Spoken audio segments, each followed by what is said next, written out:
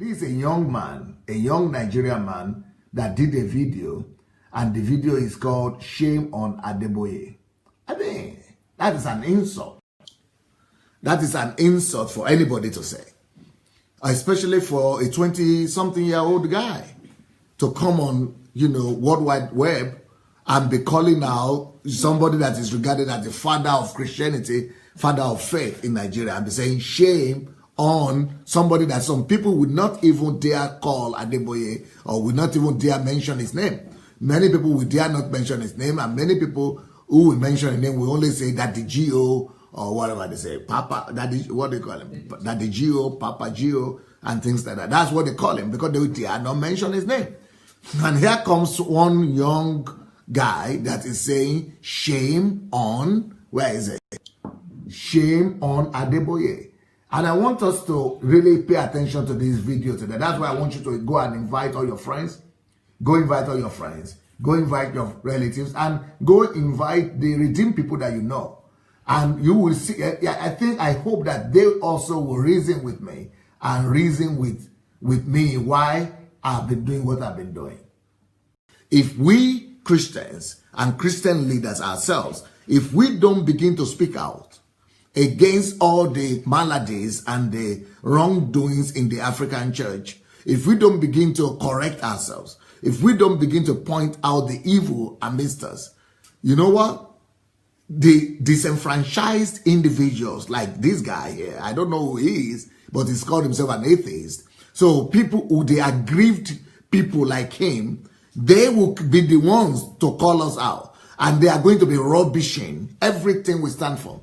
They are going to be rubbishing the church. They are going to be rubbishing the fathers. They are going to be rubbishing everything that we believe as sacred. In fact, some of them will get to a point of rubbishing the name of Christ and the name of God just because of the things that we have refused to confront. So what I'm saying is that if you see Pastor Sunday talking about all the wrongdoings in the church, and I am talking about them because if we don't do it now, all these atheists will begin to think that we're all the same and that that's who we are. And they will become disenfranchised, they will become discouraged, they will become disillusioned, and they will begin to attack all of us. And especially, I spoke to, and what made me to show this thing and why I'm going to be doing this program today is because I spoke to a lady, a young girl from Nigeria, a young girl about your age. She's a Nigerian. Her father is my friend. Her father is a bishop in Nigeria. And the father is such a godly bishop, a godly. Her parents sent her here to Ukraine to study here medicine and her sister just because how close we were with this family. So one day she was calling me because, she has direct access to me. She called me on Skype and told me, I'm with my friends. And my friends are discussing you in Nigeria. I said, your friends are discussing me? I mean, she's a young girl. I am this 50-year-old grandfather, right? And she's a young 20-something-year-old girl. And she's saying, our friends, these are her age mates. What do I have in common with your age mates? What are they discussing about me? She said, because, Pastor, you don't know what is happening in Nigeria now. I said, what's happening? She said, what is happening in Nigeria right now is that a lot of young people of your age, 25 years old, 24 years old, 21 years old, they are becoming, all these are pastors' kids. Pastors' kids, or people who grew up in the church, or their fathers were Sunday school teachers, or they were, some kind of ministers in the church. They all grew up in Sunday schools. They all went to church. They all knew each other as Christians. And you know what? She said a lot of these kids now are turning against the church. And not just turning against the church in a good way. They are turning against the church and becoming atheists. I mean, Nigerians are not atheists. And she told me, Pastor, so when she told me that, I thought, oh, no, she's probably exaggerating a little bit. Maybe one or two atheists are there. But she said, Pastor, believe me. She said, she told me this. So those ones of them who are considering becoming atheists as well, some of them ran into my messages and started saying, oh, if there is a Christianity like what Pastor Sunday is talking about, then why become atheists? So there is still hope in Christianity. And they started saying, because this man is talking the same thing we are saying, that we cannot compromise, we cannot reconcile. Especially the children, you live in London, in England, okay. Especially the children of Nigerians in diaspora. They cannot reconcile the gospel that their parents are preaching to them and the European society that they live in, and they are totally messed up. Either they are going to be hypocrites who don't want to go to, or who are just going to church but living their own lifestyle, or these other Nigerians think it's better for them to just be sincere. And what they mean by sincerity is just to say, we don't believe in all this. This all is a mess, and just to become atheist. You know what? This guy here is a son of a pastor. This is the illustration and the proof of what Mary was telling me. This is one of them. The son of a pastor, a minister in the church. This guy used to be a minister of the church, grew up in the house of a pastor, and now is one of those young Nigerians who are declaring themselves atheists. And these are not Muslims who are becoming atheists. These are pastors' children. These are Christians declaring themselves atheists because of what they see going on in the Nigerian church and is not being addressed. So these things that are not being addressed in Nigerian churches by the elders, they are waiting for the fathers, for the pastors, for the elders to address these issues. When they are not being addressed, they go to the internet, and begin to declare a war. So this guy, let's see the title. He did a video that is called Shame on, where is it now? He did a video. Look at the title of the video. I mean, this shouldn't be happening. It doesn't matter how I relate to Adeboye. It doesn't matter all the disagreement that I have with Adeboye personally, but this should not be happening. A young boy or even an old boy shouldn't be going on the internet and calling an elder, a grandfather, shame on him. You shouldn't be calling out. So I mean, a kid like that shouldn't be calling out. And if you see how many comments the guy had, he had thousands of comments. And, he had so many comments, likes, shares. And people were sharing him on. This be telling me that, oh my God, revolution don't come. If thousands of people are sharing him on, somebody is saying shame on you or Adeboye, and thousands are sharing him. In fact, 23,000 people have watched the thing now. Can you see? Can you show the number? Where is it? 23,000 people have watched it. Just in a few days. And all of them are sharing him on. And I'm saying, my God, if thousands are sharing on, there is a revolution brewing. There is a revolution brewing, and if we don't do something about it, these people are going to not just call us out on TV. They are not just going to, they are going to take on, on something, on some knives and cutlass and some weapons, and they are going to come after these people because there is an anger that is brewing. And that's why I want to show this program today, and I call it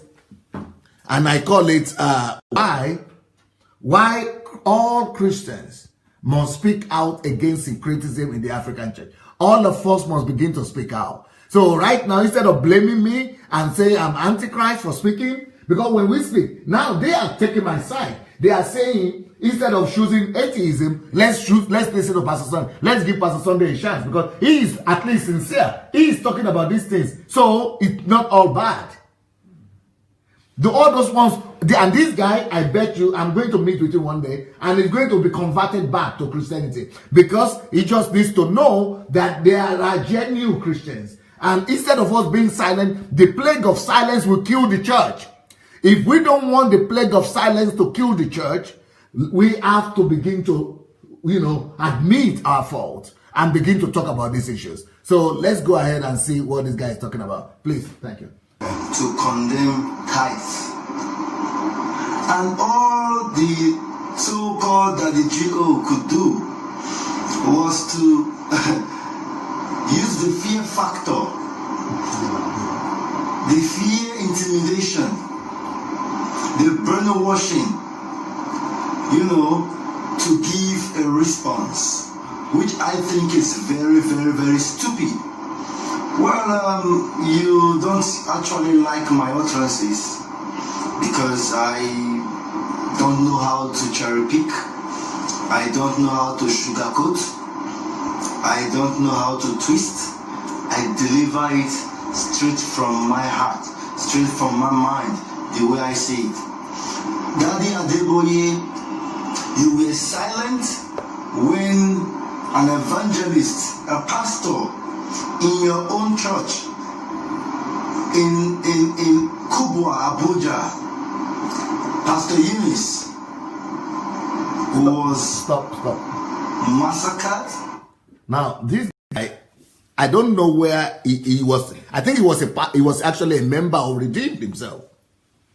And I don't know. I'm not sure. I'm not sure if his father has his own church, or it was his pastor. His father also was a member of Redeemed, or he's still a member of Redeemed. But this guy, you know, see the way he's talking to these people. I mean, it's painful. Go ahead. Was brutalized, and her head severed from her body. What was her offense? She preached the gospel on the street where there is a mosque. Daddy Adeboye, I want to remind you that you were silent then. You never said anything. Till this very moment I am doing this live video, you never said anything against the killing of a pastor in your church. She was beheaded and you were silent about it. You never reacted. Not even a statement from you, from your office. You kept quiet while this woman was being,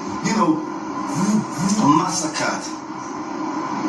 Then again, in South Kaduna, I personally don't believe that Pastor Adeboye or Redeemed was silent when that woman was killed. I know that Pastor Adeboye or Redeemed leaders went there to see the family. But you see, this is just a result of anger and disillusionment. So these people are so angry and disillusioned that they will use anything now to castigate the man. And the reason why this guy has come out against Adeboye and is saying shame on Adeboye is because of the answer, the response, and that's what the point is trying to make. That Pastor Adeboye never gave a response to when these things happen, but when it comes to money. So he's trying to make a point that the church in Nigeria is worshiping money. And that shame on you, you are silent when people are being killed, but when it comes to money, you are now talking. So that's the point he's trying to make. Okay, let's go. Some, should I call them Islamic extremists now? Or headsmen, or whatever you choose to call them. But all I know that they are the Allahu Akuba set of people. They took on an area, a neighborhood, or a community, or a group of communities, and villages that are predominantly Christians. At least we have 95% of the people in those villages as Christians. What did you do when? Yes, network is back on. I'm asking Daddy Adeboye, when Christians in South Kaduna were being massacred, when they were beheaded, they were maimed, decapitated, brutalized, killed, their children ripped from them, their houses burnt to the ground, what did you do? And you are one of the most popular figures in the Christendom in Nigeria. What did you say? How did you respond to that attack, to that massacre on Christians? You kept quiet. You never said anything. Now, there are so many pogroms, there are so many brutalities, there are so many massacres being meted on Christians of your own faith. I am not a Christian, I am an atheist. I know. But what I'm saying is, what was your response? What did you do when Christians were being massacred in South Kaduna? You said nothing. You kept mute. You kept quiet. But now,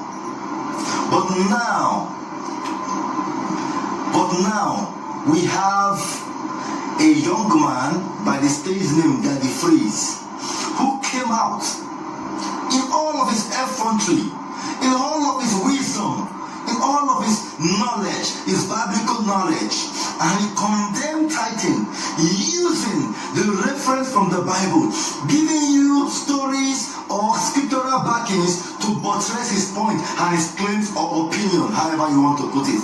But instead of you are a mathematics professor, if I'm not mistaken, yes? Professor of mathematics. I want to believe that the G.O. Adeboye is very learned, very schooled, very vast and broad, intellectually, academically, even politically. Yes, we know that, politically.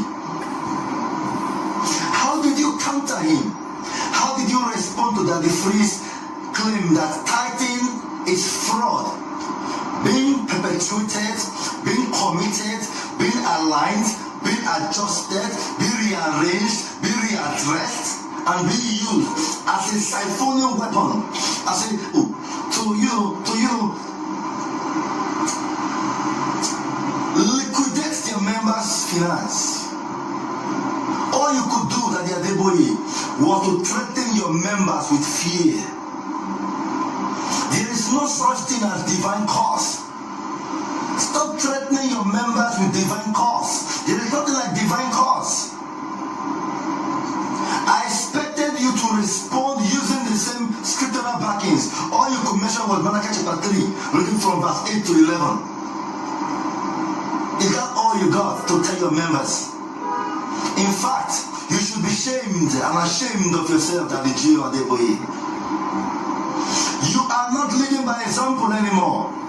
Not that you ever did. How can you justify that Nigeria, one of the poorest countries on earth, have the richest men of dogs? How can you?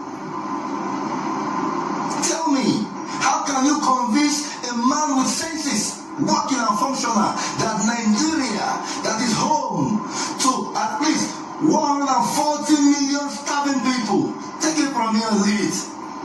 Enough of how we present ourselves in public, covered up. We are starving in the country. We are hungry in the country. We don't have electricity in the country. But yet, at least 10 of the world's richest men of dogs are from this same poor country. You did not tackle that. You did not handle that. Wow. You left that side alone. And started to threaten divine cause. Sometimes I just blame these cowards, these morons, who don't just want to think with their heads. That if you don't pay your tithe, that there's going to be a divine cause. That if your earthly father curses you, you run to your pastor. If your pastor, the parish pastor, curses you, you run to the general overseer. The general overseer curses you, you run to God. And if God curses you, who do you run to? That the Adeboye. That is very shameful of you. It is very shameful of you. Is that all you got to do? Is that all you could say? Is that all the response you could muster? You could force out of your mouth? Why threaten people with divine cause? There is nothing like divine cause. Don't you are threatening with divine cause? Now, you know what this guy is saying, as much as they are the same thing I've been saying, and they are the thing, and I think if not 50% of Nigerians, at least 20%, maybe 30, maybe 50 even, of Nigerians will agree with what this guy is saying. So, and the reason why he has the audacity to come out like this is that this is a new time. Oh, revolution is brewing. Oh, people are waiting for revival. Hey, I beg, instead of revival to come, it might be revolution that will come. Oh, the way things are going in this country now, we might not be seeing revival. That's what I'm saying. Because we might end up reaping revolution. Oh. So I personally think that what this guy is doing is an insult. What this guy is doing, I don't support him. I cannot side with him because this is an insult. It's even against our culture. But if we Christians, and what I'm trying to say is that we give him the permission, we empower him, we Christian leaders, we the Christians that are refusing to challenge ourselves, to challenge the evil practices among us. We that are keeping quiet, we that are practicing, because evil only prospers when the right people, when the people of God, the righteous, keep quiet. We are the ones that are making all these things. So you see what he's saying? He's making legitimate points. And the legitimate point he's making is that why are we, and he's using Pastor Adeboye as is, the person is, throwing his anger at, that why is it that Christians are not talking about issues that matter to ordinary people, issues that even matter to God, issues of justice, issues of righteousness, issues of truth, issues of equity. We are not addressing them. And because we are not addressing these issues, so people like this who used to be members of our churches, people like this who used to serve in our churches, people like this who are pastors' sons, by the time we discover it, even people who are sons of children who are having their houses and their homes in the redeemed camp, their children in that same redeemed camp will be plotting our execution. That is how revolution happened in Russia. Because the revolution that happened in Russia was done and conducted by the children of Russian priests, Russian believers. So if we are not careful, if we don't begin to address the things that matter, if we don't begin to speak out and say, no, these things are wrong, if we don't begin to condemn these things now, you know what will happen? What will happen is that these children, our own children, will carry cane and gun and weapons and come after us. They will, all those churches we are building, they will ransack them, they will tear them down. They are going to shame us. One day your child might come home and listen to this kind of guy and say that I don't even believe anymore, because they have their own controversies. And what we are telling our children is, oh, keep quiet. God knows. Oh, keep quiet. That will not satisfy people of this generation again. No. We are living in an enlightened generation. It is in those days when there was no internet, nothing, no, people are not exposed. People are just living in silence. Anything you tell them, they cannot query you. But now, they are just one Google away. They are just one YouTube away from knowing the truth. Oh. So if we don't begin to talk right now, we are going to be brewing all these atheists that are going to cause us hell. They are going to cause everyone hell if we don't begin to talk out and purge ourselves and purge the church of the bad eggs. Hello everybody, DSA here. I would like us to spread this word together. Let the gospel of the kingdom conquer the world. We only need you to help us take 5 simple steps. What are these steps? 1, go ahead and like the video, please, if you have not yet done that. Number 2, we need you to subscribe to this channel. Have you yet subscribed? You not yet done it? Go do it now. Number 3, you need to press and click on that bell. You see the bell there? That will give you notification of every video that we do. Then the next thing you need to do, write your comments. Let's know what you think, good or bad. And then, of course, you have other platforms like Instagram, like Facebook. Share this video on your other platforms. All right? Let's win the world for Christ. Peace.